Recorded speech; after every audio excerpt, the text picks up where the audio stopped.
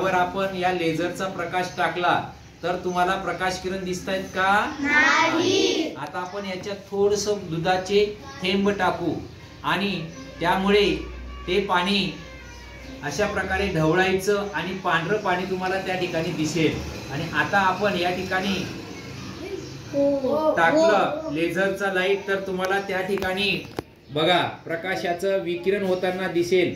म्हणजे त्या ठिकाणी दुधाचे पाणी दूध टाकल्यामुळे ते सगळं विखुरलं गेलं आणि तुम्हाला त्या प्रकाशाची अशी तिरपी लाईन दिसते का?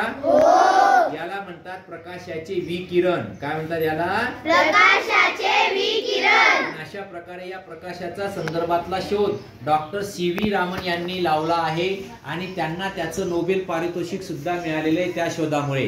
त्याला रामन इफेक्ट असं म्हणतात। काय म्हणतात त्याला? रामन इफेक्ट। मग कळालं का सगळ्यांना प्रकाशाचे विकिरण कशा प्रकारे होतंय ते? एकदा बघा तुम्हाला त्या ठिकाणी लाल रंगाची अशी तिरपी रेषा दिसते आणि अशाच प्रकारे पाण्यामध्ये आपण मीठ टाकलं तर मिठातून सुद्धा प्रकाश किरण जाताना दिसते।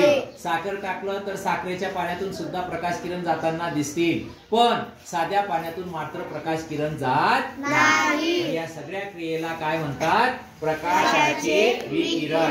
काय म्हणतात? प्रकाशाचे विकिरण। अशा प्रकारे हा साधा आणि छोटा प्रयोग आहे, तुम्ही सगळ्यांनी घरी करून पाहिला तरी चालेल। कळालं सगळ्यांना?